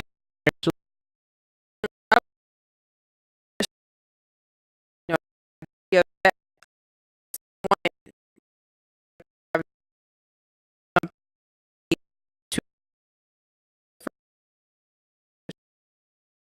to I've always understand the need of that and the need of wanting to have your own thing. And just thinking about when I grew up, it's kind of off subject. Well, I guess it's on subject. When I was younger, now I'm the person that people always come to just for questions and just to vent to. And I remember I was talking to one of my guy friends and we were talking about him, and then he was like, and I forget what I asked him, but the topic for me was like, I was like, damn, I don't know what I would want from a partner, like specifically. And off top, he was like, space. And I was like, oh, that's a good point. He was like, because the way you grew up, the way your dad grew up, like me and my dad, he would be in the living room, I'll be in my room, minding my business. We want to talk, we do. It's not like we were separated. Family would come over for events. Why are you in your room? And I'm like, this is how I am when you're not here. So I think that space for me already kind of makes that a requirement, because it's like, I want you to be able to have your own thing outside of me. And I think he had a clip on his Instagram where he kind of talked about, not this specifically, but just understanding that in order to kind of keep this thing going, we both have to have our own identity. But as far as him and Jada, I think Isaiah put it, I think when we first introduced the Red Table Talk, talking about it when it first came out from Elements, he mentioned it. But it was one of my thoughts too, just understanding that you can see that now they're both in a space where they're jumping into their own things publicly, where, she has the Red Table Talk show on Facebook, and then he's doing his thing with Instagram and YouTube, right, and being authentically himself. And he kind of mentioned that in this episode of the podcast too, saying that, when he slapped a dude in Russia in Moscow when he kissed him or whatever, and he said Jay-Z called him and was laughing like, like he kept calling him like 10 times, sent him all these messages like, Jay don't never do this shit. So he's like, call me back. So he said, I called him back, and he just dying laughing, doing his little voice like, yo, Will, me and B over here laughing. Like, that's the funniest shit ever. Like anything that you do in the future, any movies, like this ain't nothing gonna be a better piece of work than this shit. Like, me and B got a concert tonight. We thinking about canceling that shit, just sitting here to watch it because it's so funny. And he goes on to say the moral of it was like, Jay-Z was kind of like, this is the most authentic thing I've seen you do, in the public eye. So he kind of talked about, being authentically him. And not to say he wasn't, but he was just saying, in that time of growing up into the industry back in the day, 90s, early 2000s, you're in a time where you have to kind of be, I forget the word he specifically used, but it's kind of like you have to be like nice, sign an autograph, this and that. And that's who he is, but he just, that authentic side. And because of social media, they want that personal touch of you. They want to see you, and that's how you grow and continue to grow. So back to the question, that's how I've always been. Have your own thing. We come together because you can't be happy unless you're happy with yourself. So lots. I agree. What he said really was no news. You gotta, to me, even been in a relationship, you have to be the best version of you. Like, I don't know, that's just, that's how I view it. Some people like to view marriage as a contract, a business move, yada, yada, yada, whatever, maybe. But along the lines of what Reese was saying, that's very true. You got to have your own thing going, because I'm just like what Reese said, like, same way growing up, they called my mom and my stepdad called my room the dungeon, because I was always in there. And it got to the point where I had a refrigerator and a microwave in my room. So I never had to leave my room unless I had to go to the bathroom or, shower and things like that. Pretty much, I like silence too, which is crazy because my boyfriend likes being loud. So we know that essentially we have, we on two different ends of the spectrum, So you like being loud, I like being quiet. So, it's good for us. And I always tell him, it's great for you to have your outside things that you do. So it's not like, because people always, how people be like, those couples are really stuck under each other and things like that. And it may look that way, but it's really not. There are times where I'm just chilling at his house and he's at a business meeting or doing music or doing something else that, he's supposed to be doing there. I'll never forget, the month of October last year was crazy for us. And he was working 2 jobs, and, we had all these events leading up to Podfest.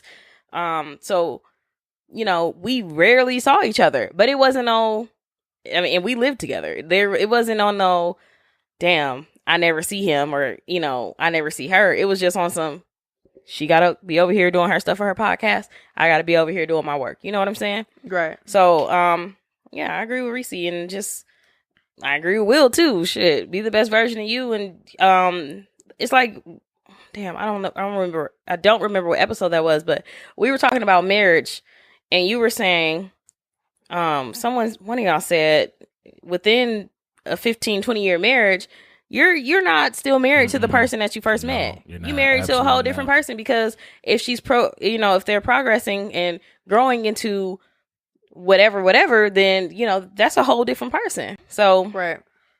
Yeah. That's my opinion. Did you answer? No, I just wanted to throw that out there because, I've had an opportunity to see marriages in front of me, my whole entire life. And, that's one thing that kind of puts me, towards the goal of more focus of being married. And actually one of my friends is getting married towards the end of the month here. So it's just beautiful to see marriage. And I love talking to married people because it's something that, I want to do, but everyone's story is, for the most part, it's different, because their spouses are different. So they go through different challenges, but for the most part, it's still, we still love each other. We're still growing. And what Will said, but by just you all having to have these own personal journeys, and you have to have them together, but allow them the space and opportunity to grow. I think that's so important in a marriage. Even just like finances, like you need to have your own money. I always say, I need to have my own account. We have a joint account, and then, you have your account. Huge advocate for that. Because same. I don't know, there might be some times where you can justify paying for shoes or whatever your likes are, and I could justify mine. But if it's coming out of the same account and I see, oh, you just spent, $100 on whatever, and it's kind of like now we having these arguments. Well, if you got your own money, yeah, go ahead. And then it kind of goes back to that 9 too. We talked about, well, to borrow the $1,000 and you can pay me back. Like, it's a loan, baby, it's a loan. But yeah, I just want to throw that out there for those who, some people really don't care about marriage. Some people think it's just a paper. But I think Will said towards the end of the clip that they don't even call each other husband and wife anymore. They call each other life partners. Right. Because it's life, and they're gonna be together forever. So yeah, just want to throw that out there. I thought that was a great clip, and if you haven't checked that out, it's on Tidal, probably on YouTube too. You probably can check it out on YouTube. They do post it up there sometimes. So yeah, Will is always a great storyteller. Yeah, just love listening to him talk. It's interesting. I was just looking, just Instagram, Facebook. You see that we're at that age where people are getting married and having babies. Like, I don't know what type of magical love elixir is in the air, but it's like. It's good to see, and I was just talking to somebody about this the other day. It's kind of like, it makes me nervous because you're at that time where you really realize, your mistakes and, who you want to be with and things like that.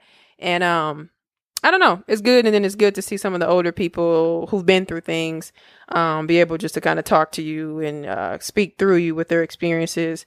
And I think I even went back and listened to, or I didn't finish it, the one with Snoop Dogg, which is pretty good because I just personally love storytelling, which is kind of the idea behind my Fruition Project. But I've listened to just a bunch of people, and I always said, like, I wish like more older people had podcasts. Being a guest is cool, but I think that if they have their own podcast, that generally want to even have younger people on a story. Like, I think Deion Sanders, when he was on Arian Foster's podcast, he was talking about it. I'm like, I think he said something about Snoop Dogg, I think, and him getting together. And I'm like, it'll be dope if people from all walks of life, football, doctors, whatever you do, can just have that arena, which inspire more people versus just watching that game of football or watching that rapper rap. Like, what's behind it? So right. So yeah, shout out to that. Did y'all want to do? Let me talk for a minute. Do it on the radio. Yeah, do it on the radio. Yeah. Perfect. All right, cool. I just lost that. I'll just jump into my 9. We've been having great discussions today. Thank you guys for listening again. All right, time for my 9. It's a question. It's not that thick. I don't know if we had this, but whatever.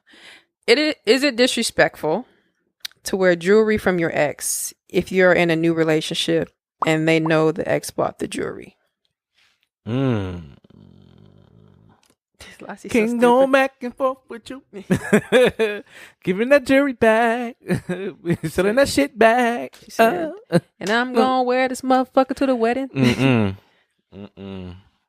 What if she wore that ring, said a nigga bought a ring to your wedding, put yours on the counter. It's bigger. Oh. Ooh. Ouch. She said that motherfucker said, it fell. Ooh, pick it up. No wife of mine. Right. Moanje. Right. Moanje gonna be like, da, da, da, da, Man, I got my shit thrown back at me a couple times. Is that why you had a dent in your head? Keep going. Don't tell nobody else. I don't know. Ask what you think. Your man has some shoes. Jordans. Nice. Favorite pair. And some pants. And some shoes. I don't know if he wears shoes. I don't know. He does but not. some designer pants or something that he likes to wear often. And you come to find out, like, where you get those from? He's like, my ex gave them to me. And I still keep them around. And he's wearing them all about, on social media like this, you know what I'm saying? A little bit extra, whatever. Being extra with them. That's funny.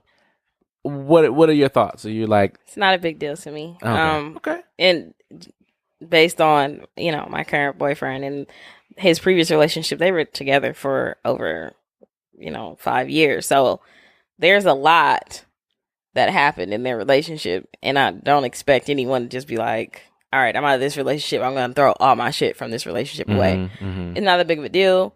I mean, we need shoes. We need clothes. I think that's kind of selfish to be like, she bought you those shoes. Throw them damn Jordans away. Right. Especially if I'm not going to replace them. Like, what about jewelry? I'm not buying no damn shoes. He doesn't wear jewelry. But if it was like a chain or necklace, if it was real, I'm not telling him to get rid of that either. I don't know. I just don't see a big problem with it. Cuba links. And that could be me being bye. Some bugs. That could be me just being like, I don't want to get rid of mine type thing. Because I had a necklace thing with her goddamn self. I had a necklace from my ex.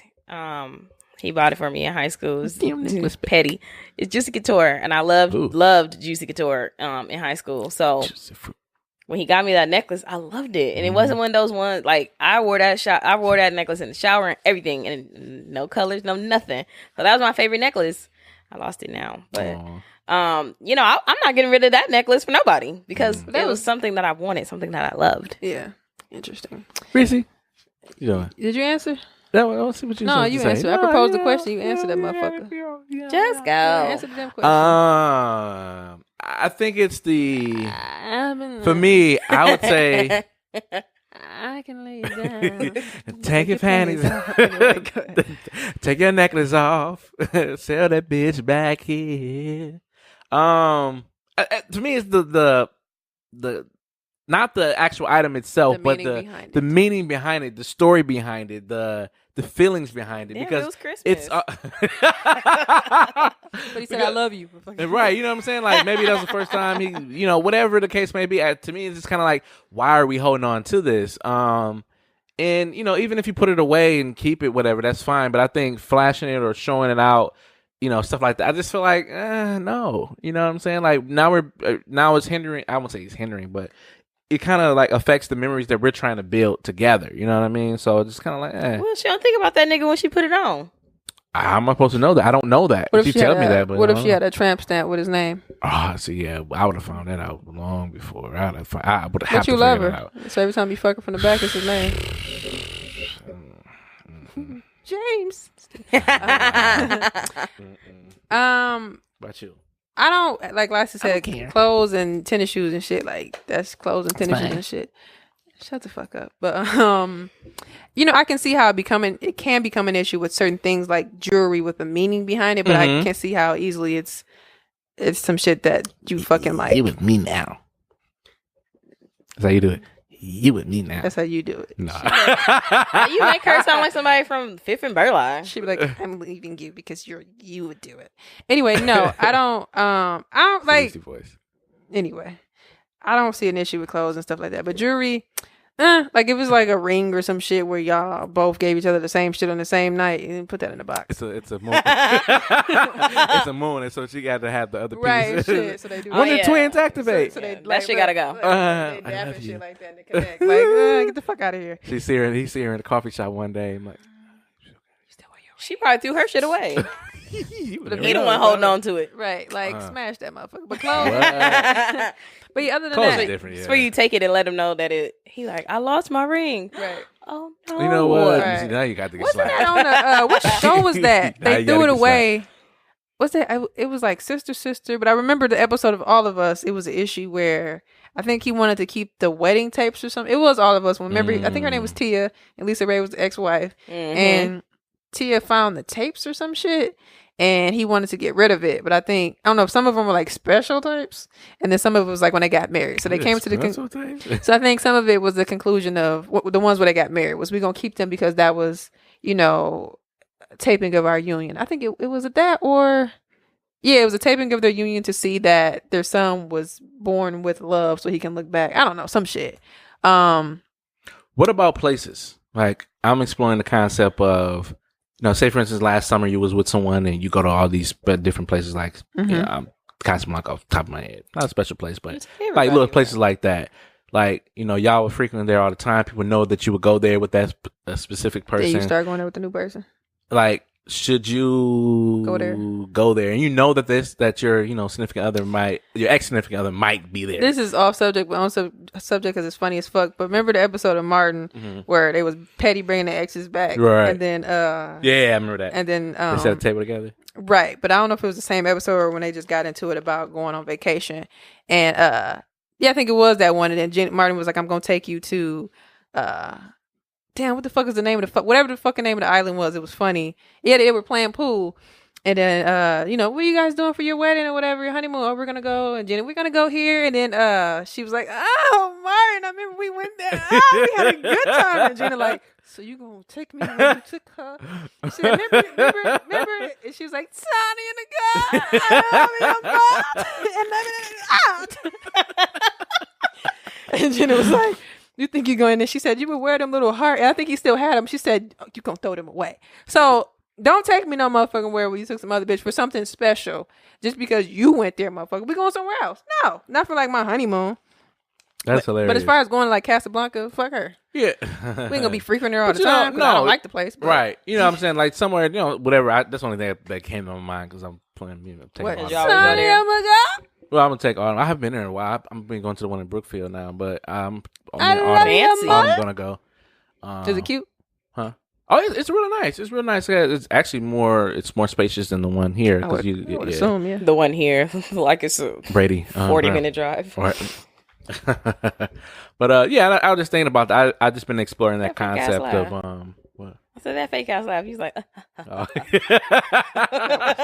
See now, but why you always talk about my laughs? Like if I do the hearty laugh, hearty ass laugh, that's a fake ass laugh. That's that white man office laugh. I Thanks, just Earl. bought 30 lawnmowers. But yeah, I just wanted to That nigga's explore crazy. that. They'll say nothing to him. That's a cheesy lyric. Tanya, Nicole, I love you, mom. Yeah. Okay, y'all done with that? Yeah, we did. Yeah. Say, hey. This shit funny as a bitch. That nigga crazy, baby. Don't say nothing to him. Shout out to Jeezy, man. I've been following Jeezy, man. He's been really on this shit. Yeah, interesting. Quote of the week. Quote of the week. I'm taking it way back. Okay, It's super basic. But the story behind it was yesterday. I went to Barnes and Noble and they had, you know, me and my boyfriend were walking around. We're looking at things. They had this display of books wrapped in brown paper bag, and they had written summaries of what the book was about. And so we read them. We like, damn, what book is this? Like, we really like, oh, we want to read this. But behind that, they so the quote of the week is, "Don't judge a book by its cover." Oh, okay, sis. That quote beat. I see you. Like I said, I'm taking it back, but like I said, you know, based on the little summary that somebody wrote, we were Right. like, ooh, we really want to read this. And I asked one of the ladies who worked there, I was like, is there any way of finding out what these books are? I want to read them. She's like, you just take that book down to the cash, you know, the cashier. They're going to ring it up because the SKU numbers are on the back. And then, boom. You want to take this? Yeah, why not? It's a real call. Mm-hmm. YBO Podcast, who's this? Hello. All right. Reese? Yes. Is the podcast still going on? Yes, who's calling? This is Sarah.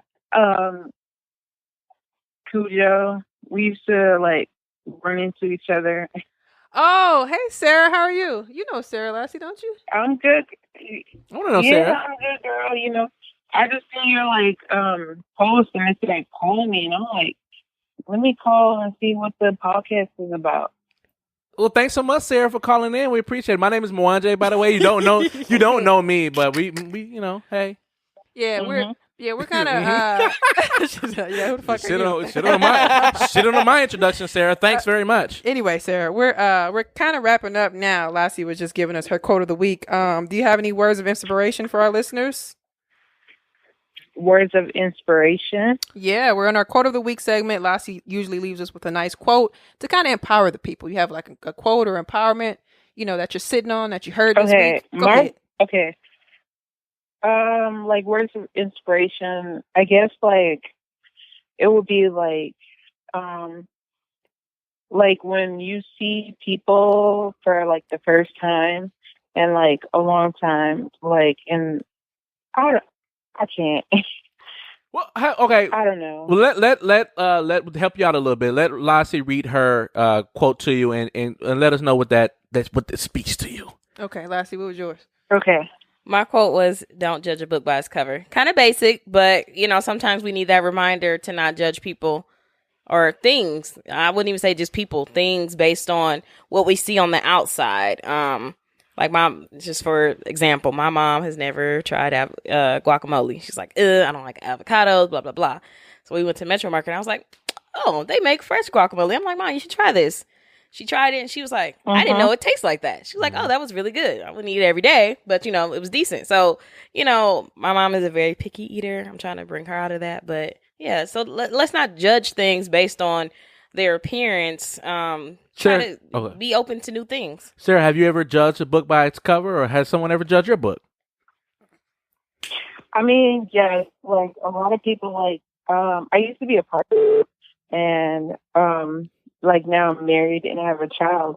So like people who used to know me, they'll come up to me and be like, "Oh my God, I can't believe you're like, you know, I have a kid. I have this picture of you in my head, and like now it's so different." Like, Wow. so my quote would be like, you know, just because you knew me 5 years ago, you don't know the person I am now. Amen. Okay, Like, come you know, on. people grow. That's what's People up. grow. People grow. People change. You know, so like you may have known me 5 years ago. I mean, you don't know where I'm at, like in this world. So I guess that will be my quote. Okay, come on, Sarah. There you go. That's a very, very, very good quote. She laughing. Congratulations, I see Sarah. you. Come on now. Congrats. And you know, I was gonna ask you because I know you were in the military, and then I saw that you were pregnant, and snap. then you said you're married now, right? Uh-huh. Yeah. See, that's Yes. and it's a big step because I remember I ain't gonna bring it up, but we used to always be out on North. We were just talking about North Avenue. Yep. And we would see her all the time, and me and Sarah used to be having a good time getting it cracking. Yes, always on North Ave. Yes. Well, Sarah, we thank you so much for calling and giving your input, and yeah, thank you so much for calling. Have a good night. Listen to the show. Yeah. You too, you guys. I like your podcast. Thank you. Thank you. Awesome. Thank you. Don't forget to leave us a review on iTunes. Bye. For sure. Bye. Bye. Man, look at Sarah. Shameless Come on plug. now. Come on, Sarah. Right. Come on Somebody now. else called us too. Come on, 5 years. Y'all wanna call it back? Let's go. Let's go. Why not? Oh, I'm sorry, Laz. You got I mean, somebody? shit. 585-1000. What the fuck is that? The hospital and shit. Oh, shit. FaceTime? Did not mean to do that. Sorry. He'll come up naked. Like, oh, hey, No. it's Earl. Shout out to Earl. He probably listen like, fuck that nigga. I gave him a good answer. You know what I'm saying? He sound like, fuck what you say? He sound like Terrence Howard. Empowerment of the week. Right. Damn it, man. Right. No, is it not, no answer? I didn't answer. Okay. It might be the hospital, okay? Might be a hospital. I don't know. It might be. He's sick. It's not funny because I know somebody in the hospital right now. So Oh, no. He said, what happened? it is a hospital. Sorry, Oh, go okay. ahead. All right, sorry. That'd been fucked up. There will be, Lord. Please Why forgive be me. you? You got me on this I'll shit. be forgive me.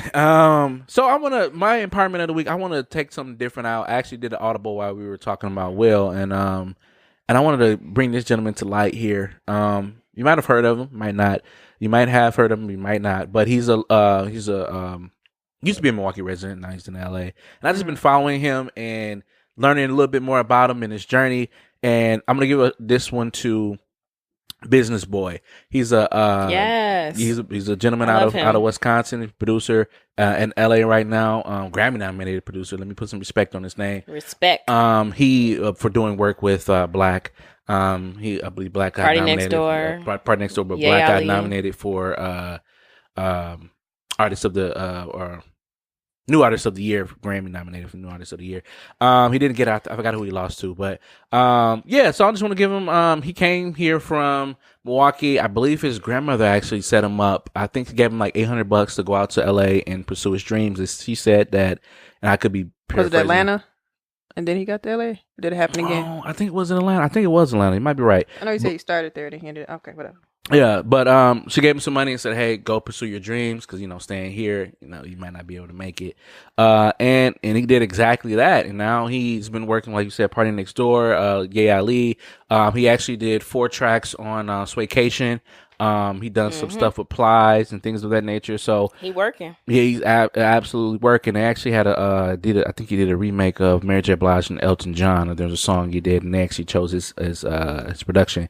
So so I just want to take him and just big him up for his work ethic, and then taking that chance, like to go out to a whole different place and work and do some work, and now seeing that work come to fruition. Like I said, I follow him on his IG and Twitter as well too, and he's always inspiring people. Saying today's a good day, God is great, God is good, and yeah, and I just think that it's good to see somebody from Milwaukee doing it, and by seeing someone that doing it, it's absolutely great. So keep doing your thing, and thanks for inspiring us. And you are our empowerment for the week. So shout out to him. And he definitely has in his Twitter bio that he's from Milwaukee. Yep.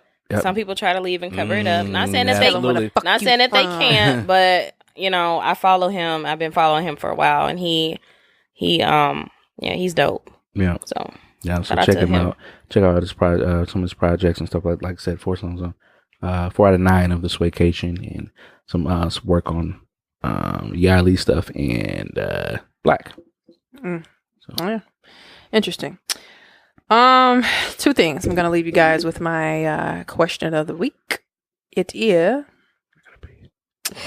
Yuck. piss on yourself. What are your top 3 questions about life, the universe, and just anything or everything? The things that you just really, really want to know. Top 3 questions. The only one that I could wait. This is for next week, unless you want to share now. Oh no, I can wait. Okay. So again, for the listeners, it's your top 3 questions about life, the universe, and everything, anything in general, things you just really, really want to know. Yeah. Listeners, hit us via email, ybopodcast@gmail.com. Submit your answers. Please do that, or go to our website, ybopodcastmke.com. You can submit your answers there. We have a little box readily available for you. We'll update that. Join our groups, YBO Podcast. We're on Twitter, YBO Podcast, MKE, everywhere across the board. Instagram, Snapchat, if you want to follow us there. Tumblr, it's a good place to follow us too. Shout out to everybody, man. Shout out to, again, Surfer Gold, Earl, Sarah. Anybody else call us? No, that's Gold, Earl, Sarah. Yeah, for giving us a call. Shout out to definitely dropped. Highline was booming today. Yeah, shout out to Thoughtful Records and Lydia for tagging us in the post and sharing us, and we appreciate y'all. We appreciate everything. Anything else? No, I think that's it. Thank y'all so much. Like I said, the last episode was a little different, but thank you so much for rocking with us and calling us out and letting us know that y'all still listen to it and respect us and respect our quality and stuff like that and sound. So we appreciate that, and yeah, I think that's it. Thank you for the support. Yeah. Last thing I want to leave you guys with. Saw this online. Thought I'd share it. You can't afford to not take risk. Whether it's traveling to a new country, quitting your job to pursue your passion, or simply trying a difficult workout. If you always play it safe, you won't grow to your full potential. Look at that. YBO bitches. See you next week. Peace.